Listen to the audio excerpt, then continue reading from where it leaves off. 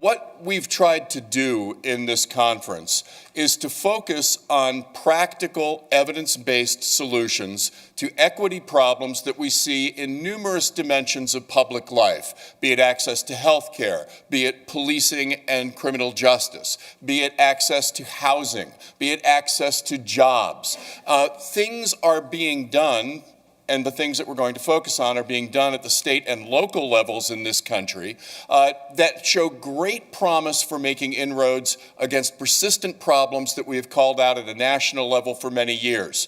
Our operating assumption in casting these themes for this conference is that we aren't likely to see a huge amount of net new federal investment in equity issues over the course of over the next 30 months. Just guessing.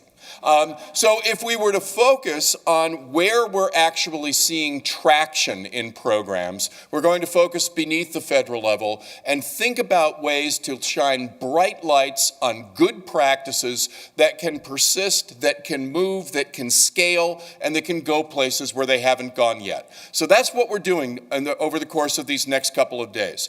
And it's important in that effort to make sure that there is a record of these days. So you see cameras all over the room.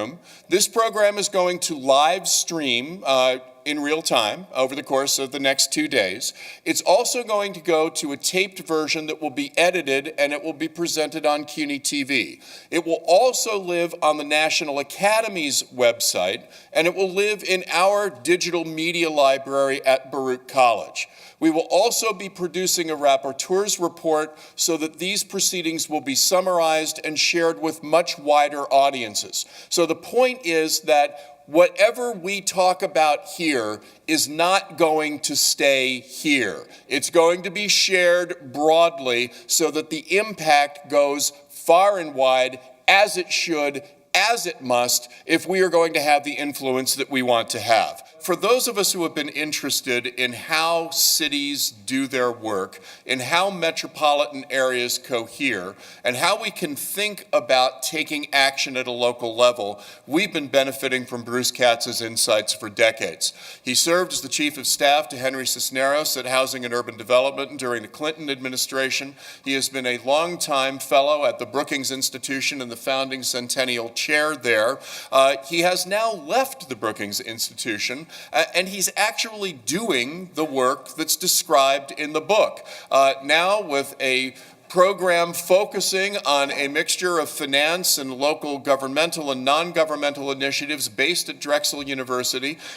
You'll recognize the name, New Localism Advisors. And actually, the reason Jeremy isn't here is that there has been so much demand for those services that he's actually working on them this very day. And I suspect that we'll hear some of those initiatives from Bruce in just a moment. But we are terrifically fortunate to have him here today, one of the real thought leaders in how it is that we go about framing the unique role of local areas in addressing these vital national questions. Bruce.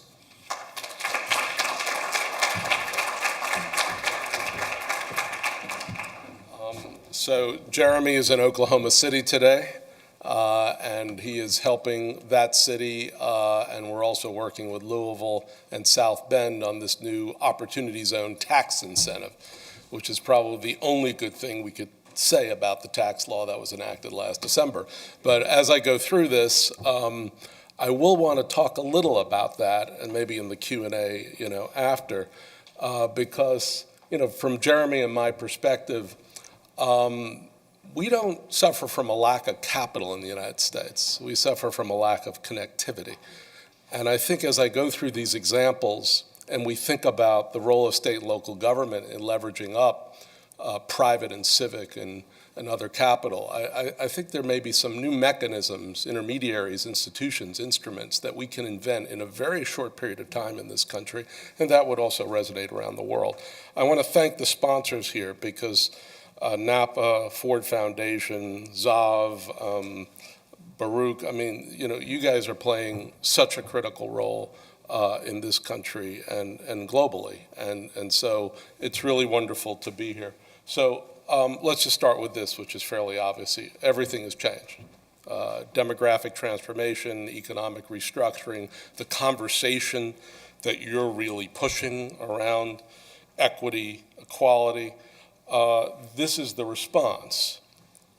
Not uniformly, right? We have the French election, we have some other elections, but the response politically in the United States and Europe increasingly has been the rise of angry populism.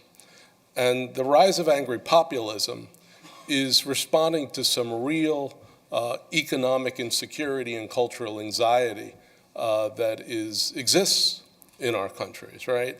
The populists are exploiting grievances. What we're saying is that it's not the only major trend out there right now.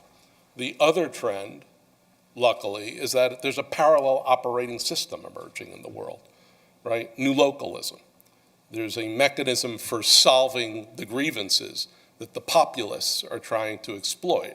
And that's because there's a convergence between the local and the global. Cities are not governments, cities are networks, public, private, civic, university, community, et cetera. And increasingly, because of some profound structural effects, the nation state, to some extent, has been diminished, and the city state has been elevated. And we have almost two parallel operating systems now in the world. And over the next several years, particularly because, as it has been said, we live in an absolute total vacuum here in the United States with regard to purposeful, intentional national policy, we need to take very seriously what it means to have the city-states elevated and what kind of instruments and institutions that we need to develop so that they can flourish. So new localism is about problem solving. 20th century problem solving was primarily top-down. It was primarily led by government. It was primarily siloed, compartmentalized by separate agencies, the Department of X and the Department of Y and the Department of Z, right? 21st century, because it's a networked economy, a networked society, problem solving tends to be more bottom-up. It tends to be network-driven. Government's absolutely fundamental, but it tends to be driven by networks of stakeholders from multiple sectors, and it tends to be interdisciplinary at its core. Because when cities solve problems, they may have local governments that have a Department of Transportation or a Department of Housing, but they tend to solve problems by crowdsourcing from multiple sectors and multiple disciplines. In the end, city solutions might actually be more effective, more efficient, and more democratic than national bureaucratic solutions. So that's the kind of thesis that we're putting forward here. We think what's happening is this shift down in responsibility for sure, but a shift down in power. We do not define power as governmental power. We define power as a mix of public, government, market, and civic power. And we are trying to sort out in the book, what does it mean for cities to be the engines of their national economies and the centers of global trade and investment, and places where you have stakeholders from multiple sectors who are able to problem solve in very interesting and imaginative and creative way. So we're trying to understand what is market and civic power, and how do you go about leveraging it? And a lot of the examples will be of that. So if you're in a city world, what you want are norms and models. You're not looking for rules and regulations coming down from on high. And, you know, with the exception of the Opportunity Zone Tax Incentive, we're not really looking for resources either, right? This is a do no harm period in the United States. So if you're looking for norms and models, what we decided when we started writing the book is let's look for norms emerging either in the United States or in Europe, the mature economies, so to speak, around growth, governance, and finance, with a very large and intentional focus on governing and financing the inclusive city. That's what we were trying to do in the book. So we were on a search for norms and models, and basically we chose three big stories to tell, and I'll go through them very quickly. You know, a lot of other stuff ended up on the cutting room floor or got little paragraphs or snippets in the book. But we ended up looking at Pittsburgh, Indianapolis, and Copenhagen. So let me go through these because I think it's really important to understand what these cities have done. There's a lot of similarities that run through them, even though we tried to differentiate between growth, governance, and finance. But let's start with Pittsburgh. Gorgeous city. This is what it looked like in the early mid-1970s, right, when it was the steel capital of the world. Obviously, it all fell apart in the late 1970s, tens of thousands of jobs lost overnight. One of the theses of the book is that the recovery of Pittsburgh started in 3 Mile Island, right? This nuclear disaster outside of Harrisburg, where a whole bunch of Pittsburgh-located corporations like Westinghouse were trying to figure out how to first assess the damage at 3 Mile Island and then ultimately to clean it up. After coming up with ideas that would cost $1 gazillion, they basically went to this guy sitting on top of some contraption, Red Whittaker, roboticist, one of the first roboticists in the world at Carnegie Mellon. So Red Whittaker is one of these people, if you spend 10 minutes with him, he'll talk about building something on the Mars and then doing something, at the bottom of the sea. And the man's an absolute brainiac. But what he did was begin to work on mobile robots back in the early 1970s. We now talk about autonomous vehicles. These are some of the folks who began to invent that 40 or 50 years ago before we even had the language for it. So he and this group of other roboticists, basically at a time where robots were just sort of stationary and spray painting cars as they went through the Ford Motor facility, they figured out how to get mobile robots into the basement and bowels of the 3 Mile Island and figure out what the damage was, right? So when you think about Pittsburgh and why there's it's so much of a playground of innovation, it's not just because of individuals like Red Whittaker, who obviously are absolutely brilliant. It's because of the geography of Pittsburgh, right? And the fact that Carnegie Mellon and the University of Pittsburgh are located in the Oakland neighborhood. You fall out of Carnegie Mellon, you're in Pittsburgh or Pitt or vice versa, very close to the downtown, very close to UPMC, their major healthcare concern. This is the new geography of creativity and innovation in the world today. It's really a mashup of universities and mature companies and startup and scale-ups and incubators and accelerators and investors, all within a very small urban environment. So Pittsburgh, fast forward from its collapse in the late 1970s, has a ground floor first mover position in 5 next generation technologies. And McKinsey says there's like 12 or 15 of these next generation technologies that are going from the lab to prototyping to ubiquitous adoption in the next 10 or 15 years. And when they do, it will amount to about half of global GDP. So just as Detroit was at the start of the auto revolution, right, at the beginning of the last century, or Silicon Valley was the start of just about everything in the 1930s, funded by the US government, Pittsburgh is in 5 of these top new next generation technologies. And they purposefully are there because of investments over time. It's an it city. If you want to go to a place that is attracting at very rapid pace, millennials and the talented creative class and so forth go to Pittsburgh. But they're also attracting major companies who are not there for tax abatements, right? This is not the Amazon headquarter conversation. They are there because they have to be there. They have to be around smart people. They have to be around cutting edge research. And they have to be in an environment where the city itself, the city government, wants to experiment. So guaranteed, whatever Amazon decides, they will have an R&D facility in Pittsburgh, right? Because a lot of what Amazon relies on, like most major companies in the world today, big data analytics and machine learning and so forth, Pittsburgh has. A city has to think like a system, and it has to act like an entrepreneur.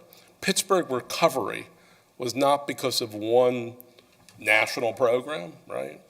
Go back to 70s or 80s or 90s, the magic bullet of the national government. It's because they thought about the university and its role in the ecosystem of the Pittsburgh economy.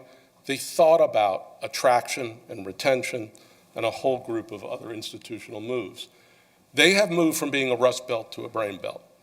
They have done so by building on their historic legacy. Pittsburgh used to make things. It still makes things. It just makes different things, right? Powered by highly sophisticated technological innovation.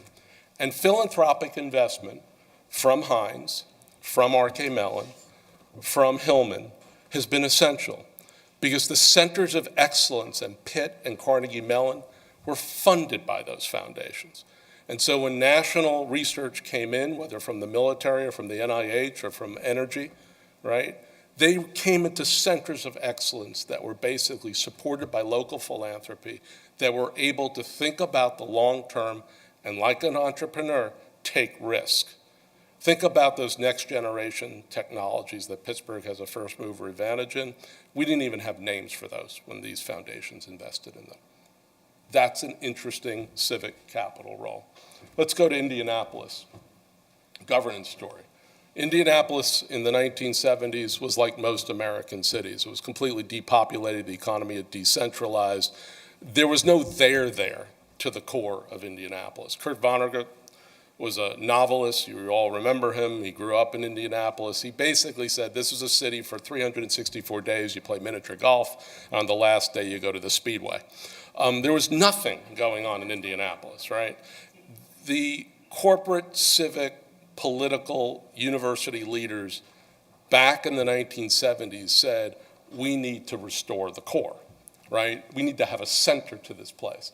What they did was try to be the amateur sports capital of the United States because of some changes that were done in the laws around the Olympics. And they built a whole bunch of stadia and facilities around the downtown, right? Supported by public subsidy. In 1984, they stole the Baltimore Colts. In 1997, they stole the NCAA from Kansas City, which meant a whole bunch of NCAA tournaments come to Indianapolis. They built an Indiana Sports Corporation, which is a model of network governance of public, private, civic, working together, both to build these facilities, but then to attract events and forums and so forth. And then they woke up in the late 1990s and basically said, there are no more facilities to build, right? We have it, we're it, right? How do we move from basketball to biotech? Because at the end of the day, how much beer and hot dogs can you consume, right? They wanted to move to their advanced economy. What Indianapolis and all of Indiana is very, very good at is life sciences and particularly medical devices and production. The second larger exporter of life science products in the United States after California is Indiana, okay? And this story is a story of a network of leaders creating something called the Central Indiana Corporate Partnership, which over the last decades has amassed hundreds and hundreds of millions of private and civic capital and dedicated it to steer and steward this economy. So Central Indiana Corporate Partnership, focusing on bio crossroads first and foremost, but thinking about the relationship of bio and tech, bio and skills, bio and logistics, right? This is a intentional, purposeful approach, again, backed by private and civic capital, to stay at the cutting edge of a leading part of the US economy. An enormous amount of funding. Again, they were used to stealing sports teams and other sports operators. They now steal faculty from all over the world to come to Indianapolis. They basically say, come here for 2 years, do your work at the Indiana Bioscience Research Institute, funded by private money, civic money, right? There's no more earmarks, so this is how you have to do it. And if you don't stay forever, at least have a relationship with us. So in Indianapolis, they say, be an ecosystem rather than an ecosystem.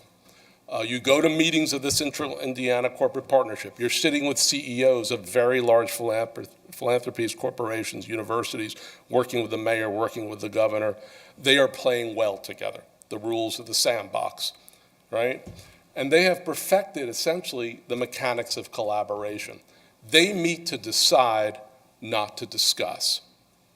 Think about the cities that you're from or cities that you engage with. Think about going to some of these meetings. They're like debating societies, right? First, people don't have capital to deploy. Second, they can't really seem to make decisions because everyone's got a view. This is a group that sets an agenda and makes decisions. Is it democratic in the way that we would like? Well, this is about, to a large extent, the leading institutions taking responsibility for their economy, right? And bringing more people along for the ride. It operates at the neighborhood level, district level, city level, metro level, state level. I'm doing some work in South Bend with Jeremy right now. South Bend is 2.5 hours from Indianapolis. They are part of the Central Indiana Corporate Partnership because these folks understand they need to have a state purview as well as a local purview. And they are organizing private and civic wealth. Again, we don't have a lack of capital in the United States. We have a lack of connectivity, moving that capital in for important purposes. This place, Indianapolis, is doing it. They were on the final list for Amazon headquarters, by the way. A lot of people were surprised, but how did Indianapolis get on that list? They're on that list because of this. This is a place that gets stuff done. This is a place that collaborates to compete. This is a model that others need to replicate. Final model is about finance. We couldn't find a finance model in the US that we were really excited about. So we went to Copenhagen, Denmark, and we could have gone to Hamburg, but we thought Copenhagen is like the gold standard. How many people have been to Copenhagen? So this is not the cycling story. This is like a spoiler alert. This is a story about what is the secret of Copenhagen, right? So if you think about this city, it's fairly large, about 600,000 in the city, about 2 million in the metro, crosses into southern Sweden. It is obviously, it's going to be zero carbon emission by 2025. It's the global leader in the fight against climate. Nearly 50% bike to work or school.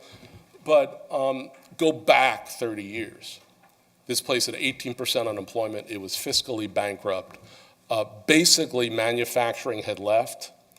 And the old harbor, which was the center of Copenhagen, the port essentially, had lost its raison d'etre. That had moved over to Sweden.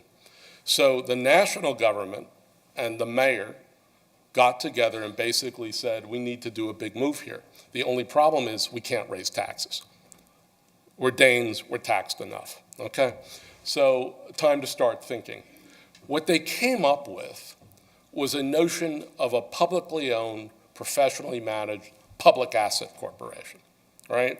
They basically decided to build a subway system in Copenhagen as their major infrastructure act to be a platform for the kind of sustainable and inclusive growth they wanted by building and empowering a public asset corporation that was given the ability to oversee the disposition of all the land that the government owned in the core of the city and use the revenue from land sales and land leases to service the debt on an infrastructure move, right?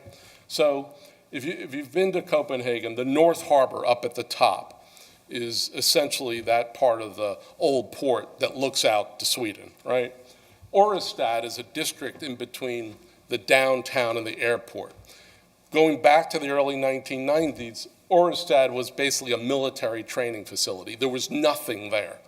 And the port had been completely, sort of depopulated and deserted. So what they did is they built they built a transit system, changed the zoning, right? And it's almost like a TIF process. But the difference in Copenhagen was this public asset corporation that oversaw the disposition of all this land was told the revenues that you gain can only be used for one purpose, and that's to fund the subway system, right? Think about the New Jersey Port Authority. Think about how much land they own, right? Think about the $110 billion price tag for retrofitting the New York City subway. If we managed the disposition of public assets in a smart way in the United States, we would have a constant revenue stream to service the debt on infrastructure build and infrastructure retrofit. That's the Copenhagen model, right? They now have a beautiful subway system. It's wonderful to take. You just zip around. If you're not a cyclist, I don't cycle in Copenhagen because I feel like I'll get my head taken off. But if you want to get somewhere, you just take the subway. It's quite easy. Built without a kroner of taxes. Oh, what did I just do here? Oh, here we go. So, former mayor Jens Kramer Mikkelsen, who became the head of the Copenhagen City and Port, they're not there for the quick fix. They're not selling off assets they own to fill a budget gap that year. That's the United States. They're there for the long haul. They're building an economy for 30 or 50 years. The first lesson from Copenhagen is they know what the government owns. We know what the government owes. Pension liabilities, health liabilities. We don't know what the government owns in most American cities because there is no one government. There's City Hall, there's also the Port Authority, the Airport Authority, the Convention Authority, the Stadium Authority, the Redevelopment Authority, the Parking. It just goes on and on. We don't know what the government owns, and we don't know the value of what it owns, and we don't manage our assets to pay for the things we need. They merged a bunch of public authorities. We don't need all the independent authorities that we built in the United States. We don't. Everyone's in control of our cities, which means no one's in control of our cities. And finally, they have created a public-private institution. We think of public-private partnerships as a transaction. They think of it as an institution. And if you go to Hafen City, if you go to Lyon, if you go to Bilbao, if you go to parts of Europe that are functioning, and a good part of Europe is not functioning, they all have versions of this. So this has to become part of our playbook in the US as we think about how do cities survive and thrive in an age of populism. We have more wealth than we know what to do with. We just don't have the mechanisms for unlocking it and deploying it. So here's a minor problem. For every Pittsburgh, there's dozens of cities subsidizing consumption rather than innovation. Look at Indianapolis. We have lots of collaboration in most American cities, but it's not really capitalized or funded or formal in many respects, and therefore it doesn't really have the big effect. And then in Copenhagen, we don't even understand the notion of public wealth, right? We understand the notion of private wealth, but we don't quite understand the notion of public wealth. So, we find that to some extent, the ideas in the book, not just the ideas about finance, because there are lots of them, but ideas about governance. If we're thinking about how cities get prepared for a tax incentive with capital that's amassing in Silicon Valley or in Boston, and it's somewhere in Louisville or South Bend or Oklahoma City, you're trying to attract that capital, that means you need different institutions. You need institutions that can be placemakers, that can manage place, that can talent prepare, that can really engage in very smart and strategic ways with private and civic capital. So this is a really interesting moment to use the vacuum and the distraction that's been created by the narcissist in chief to actually get some stuff done in the United States. And if we wake up in 3 or 5 years with a new set of institutions, some adapted from ones that work in the US or outside the US and others that are just invented, then we will have used our time well. And then we'll reverse engineer national policy whenever sanity and sensibility comes back to Washington. Then we will go tell Washington, here's what we really need from you people.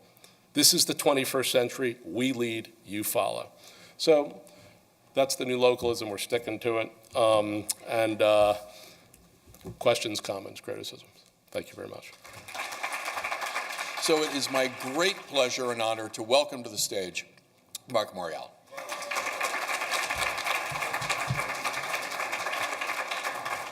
Let me kind of set up the context. Public policy in its best and purest form is enabled by, informed by, and sits on this foundation of American democracy.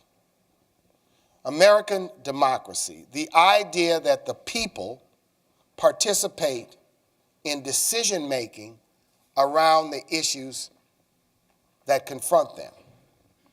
Yesterday, the United States Supreme Court, for the third time in less than a decade, struck a serious blow at the very foundation of American democracy, which is voting, by striking a blow to what I call narrow the pathway to the table. The table being where people sit to make decisions about the course of a state, a city, our nation, and communities. That table, if you will, the public policy table, is where elected officials sit. They may be executives, they may be legislators, and from what they do, there's a whole community of public professionals whose job it is to both inform and carry out the decisions that they make. This decision by the Supreme Court says that one can lose their right to vote by simply not voting in a 2-year period and not responding to a mail warning that comes to you. So in Ohio, if you don't vote in a 2-year period, your right to vote can be extinguished immediately, and guess what? You may not even know that it's extinguished until you show up at the voting poll to vote at the next election. This is the third time in less than a decade that the Supreme Court has narrowed the pathway to the table of democracy in America. In 2013, they did it by cutting out the heart, Section 5 of the Voting Rights Act, a very important, if you will, provision which ended up in our law as a result of the civil rights movement of the 1950s and 60s and the courage of many legislators in that time who were willing to vote for that, and in the pen of President Johnson, who signed that Voting Rights Act into law. And that Voting Rights Act worked well for better than 40 years until the Supreme Court, in a decision that, if you read it, defies logic and history, struck that provision down.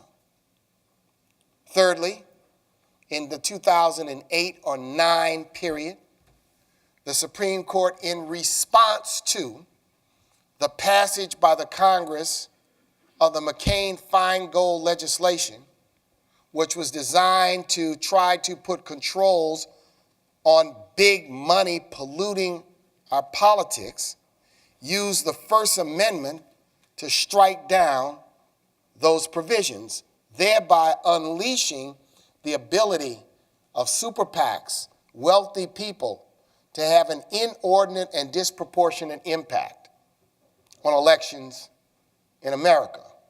3 times in less than a decade, the pathway to democracy has been narrowed by decisions of the United States Supreme Court. 3 times in the 21st century. 3 times in recent years. The Supreme Court has come down on the side not of expanding democracy, not strengthening democracy, but narrowing access to the ballot box in America. Why is that so startling and stark?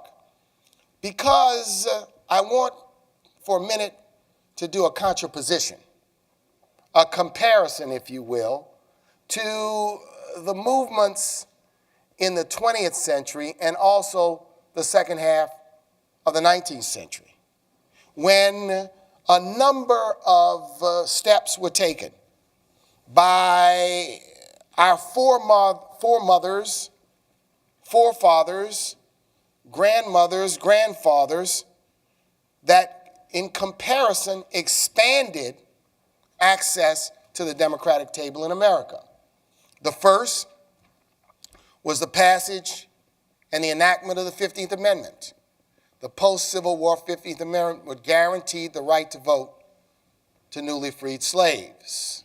And we knew it was undercut by post-Reconstruction legislation. But nonetheless, number 2, in 1920, after a long movement that began in the 1870s.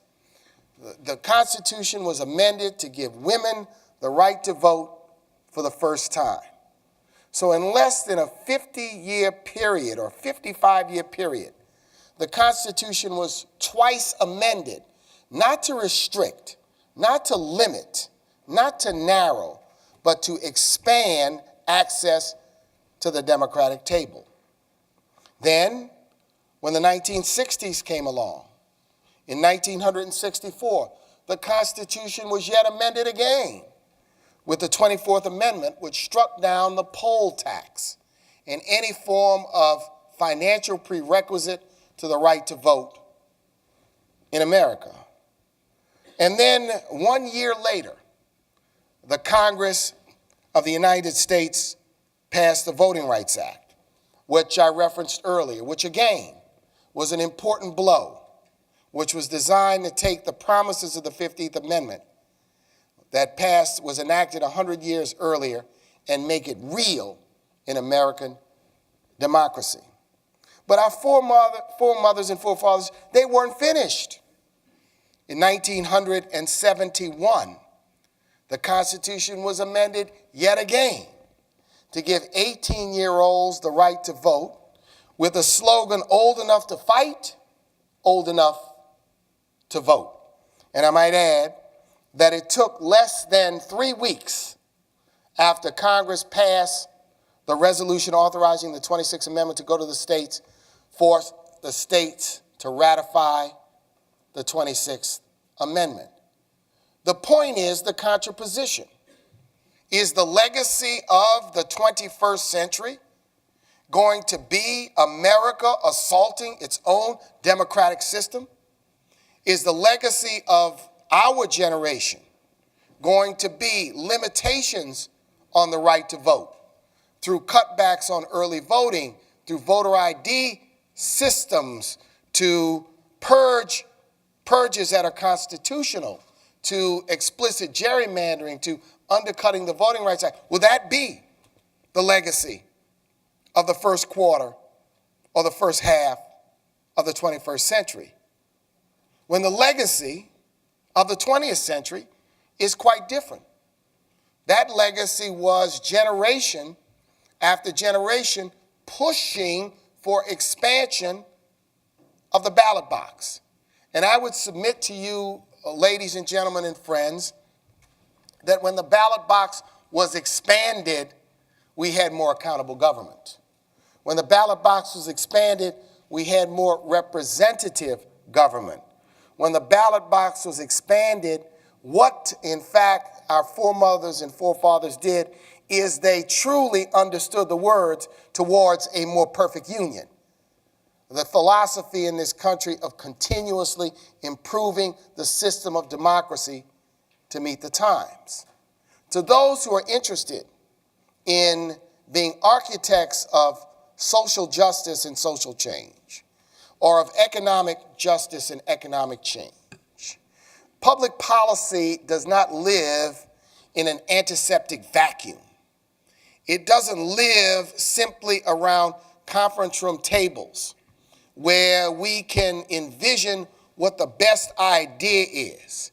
It lives in the breathing ecosystem and organism of American democracy and American politics, such that people who are truly interested in being public policy aficionados, advocates, architects, change agents, have to be in tune to and be on the front lines of the work and the fight to expand democracy in America and to ensure that the system of voting is not narrowed in this country in a fashion where what we will have, and to some extent we move towards this in these times, is a political system that is dominated by oligarchy, dominated by wealthy people that have lots of money and can finance candidates who will be accountable to them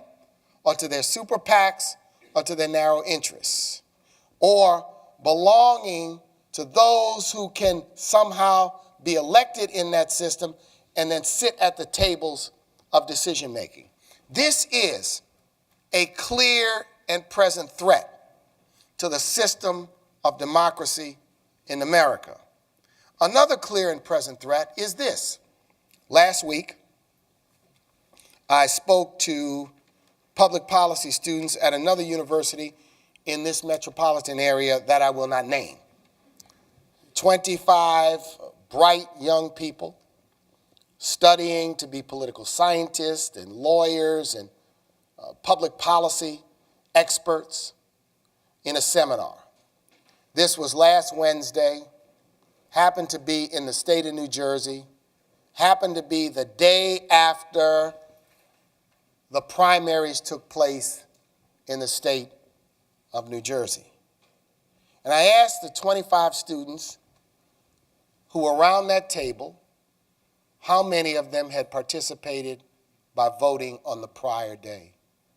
25 college students, 25 smart and bright college students, and only 3 people of 25 raised their hands. And a short discussion ensued. And we learned that at this particular campus, there's a voting poll on the campus, to which 3 students who happen to be seniors said, I wasn't aware of that. The point is that it is also a clear and present threat to the democratic system. When for whatever the reason is, people choose not to participate in the system of electing our officials. They choose to stand on the side.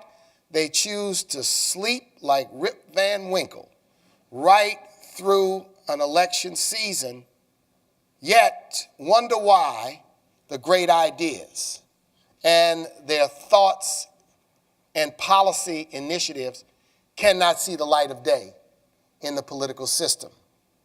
For people interested seriously in public policy today, there must be a renewed interest. We cannot take for granted that the institution of American democracy, as we know it and as it has been built, is going to sustain itself over the next several decades or the next quarter of a century, unless there's a sincere, concerted, passionate, and sometimes, yes, angry effort to protect it and push back on efforts to restrict the right to vote and on cynicism and apathy, which is also a threat to the right to vote. This is important. So what can be a response? What can be a response to this? We need to think anew from a public policy standpoint about the system of voting. Should we have internet voting in America? We will have a census by internet in 2020. Can we build an internet voting system and ensure the integrity and the security of the democratic system?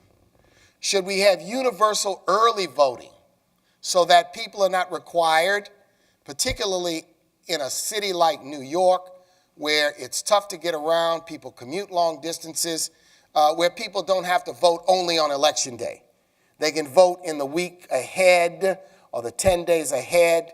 Should we have early voting? That is enabled by public policy, i.e. an act of the legislature could make that happen tomorrow right here in New York City.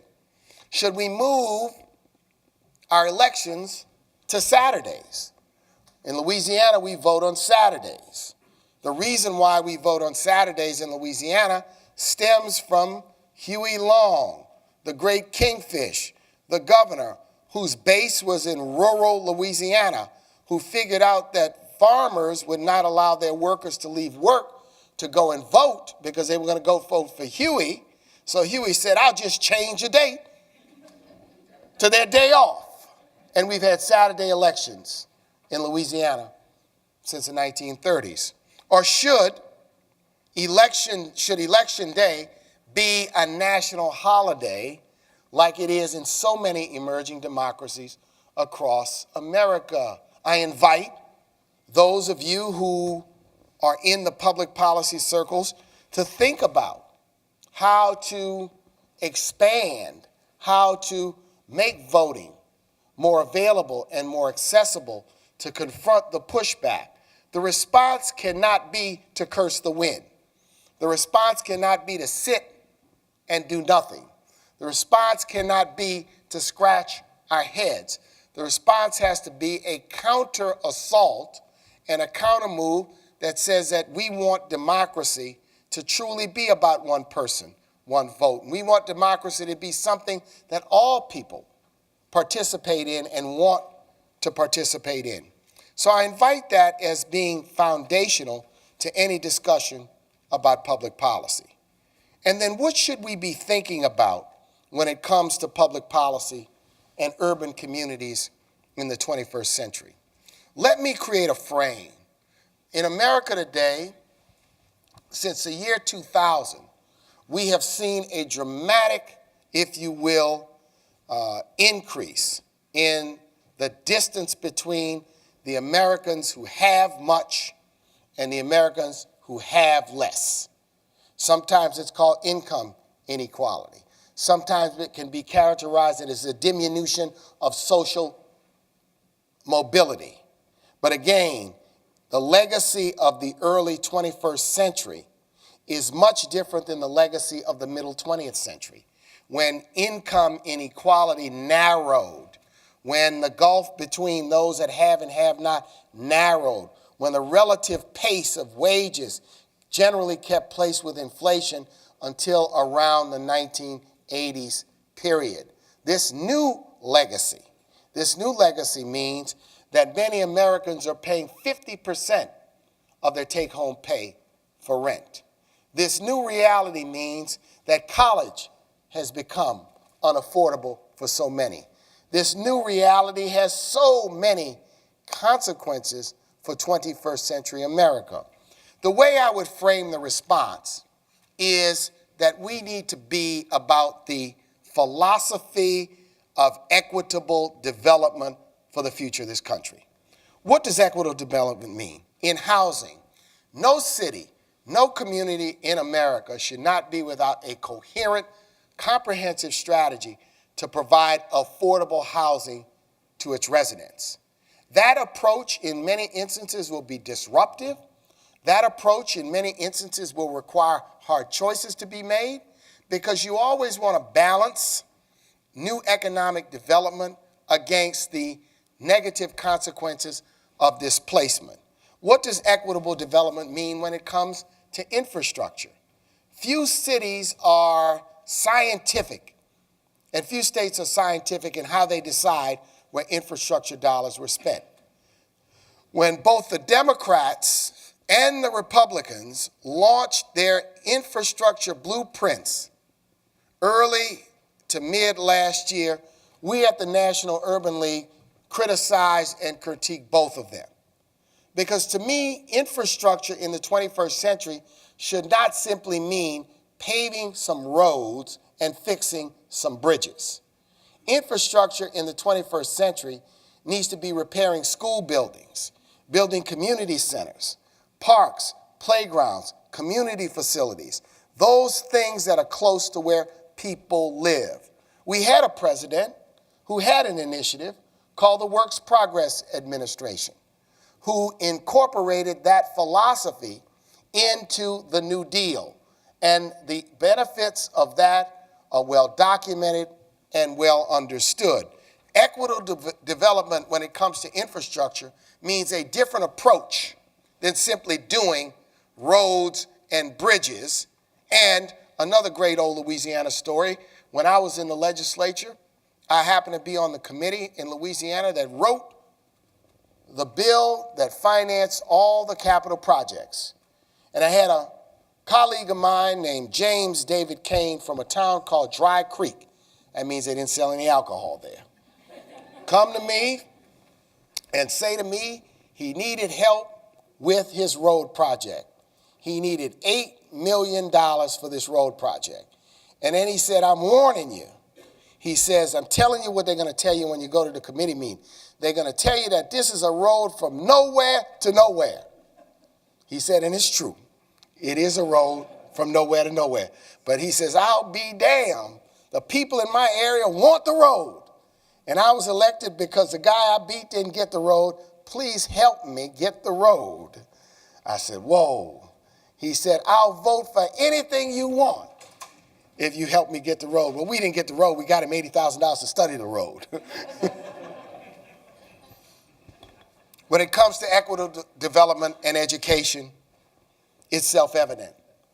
Our public system of education today needs a significant retooling.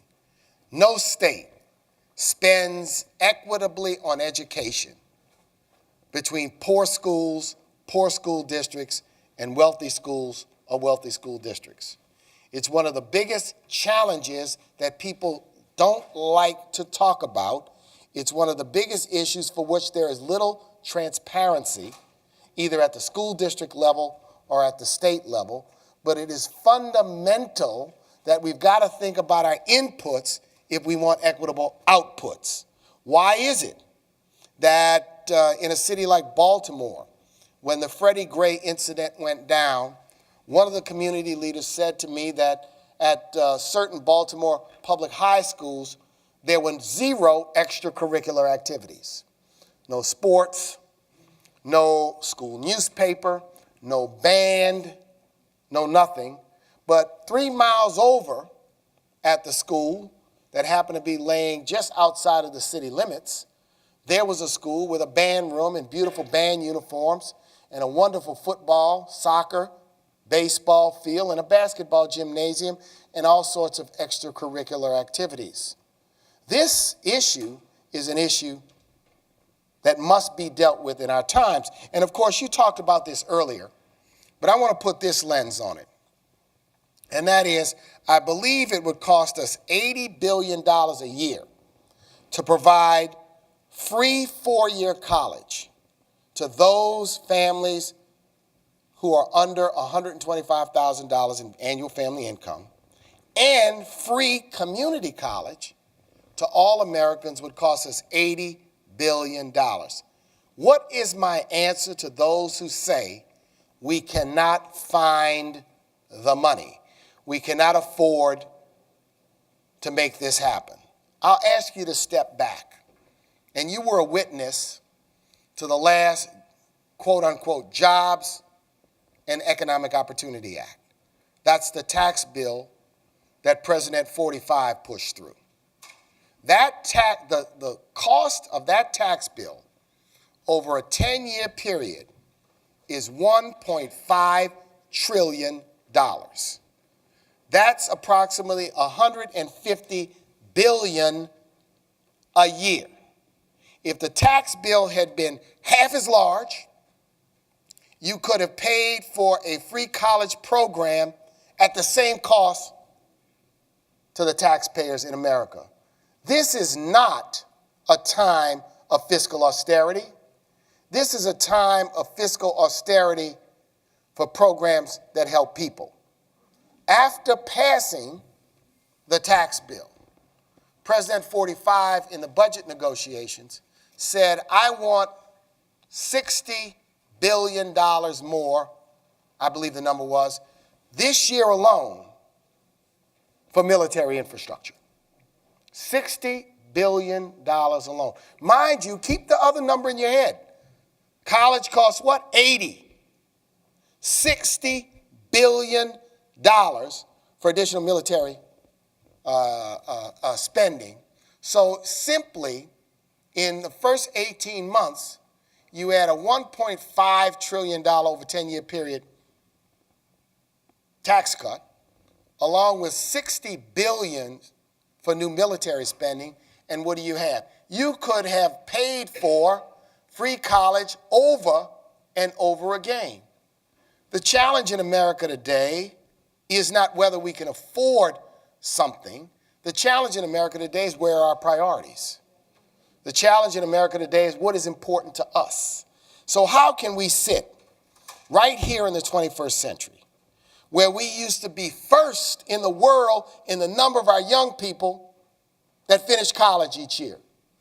And now we've sunk to 11th in the world. How can these be the legacy of our generation? To watch as we lose ground when it comes to college, if you will, attainment and success because of affordability. Not because the students aren't smart, not because the students aren't ready, not because we don't have enough colleges and universities in America, but because we've priced ourselves out and we refuse to prioritize preparing our young people to be the leaders of tomorrow. But we will prioritize some more tanks. We will prioritize huge, significant tax cuts for the wealthiest Americans and the wealthiest corporations in America. We have a priorities issue. So are we in the age of austerity? I say hocus pocus dama nocus. Age of austerity for what is the question? Give me a conversation about austerity when it's something you don't want to pay for, and give me the threat to national security when it's something you want to pay for. This conversation is an altered conversation, and that's why we need the voices of people to confront this need to shift and adjust our priorities in America. This nation, in a short period of time, less than 10 years, will celebrate its 250th birthday. 250 years of this noble, pluralistic experiment by our founders. And those founders were great, and they made some great mistakes. But successive generations of Americans have fought wars, engaged in civic battles, have worked, have walked to, over a period of decades, work to improve this American system in an effort to make it more inclusionary, in an effort to make it work for more people. I think the question is, what is the legacy of our generation?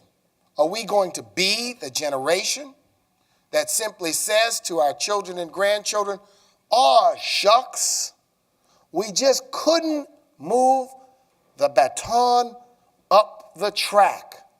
We lost ground from where we received it"?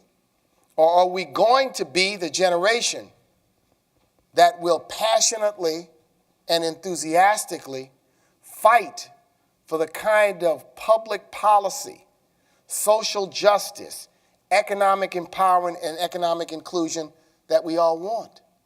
That's a question that we confront. So this is intertwined in the discussions you have around criminal justice, intertwined in the discussions about educational equity, transportation equity. What's the vision for our cities? Because without the idea, without the reality of broad people sitting at the decision-making table and participating in it, we will not get this done. So we have a charge, and we have a challenge as a generation. And I include myself in that charge and in that challenge. The Urban League movement works every single day on all of the above. Every single day to try to carry out this vision for an America which is an America with freedom, justice, and equality for all people. So I invite you to be a part of that. I invite you to follow our work, our research, our public policy, the programmatic work that we're doing in 90 cities across America. But I also invite you not to be spectators, not to be observers, not to be simply people who watch, but to be active participants in what we need to do today. So I want to thank you for listening to me. I appreciate your thoughts, and thank you for having me today.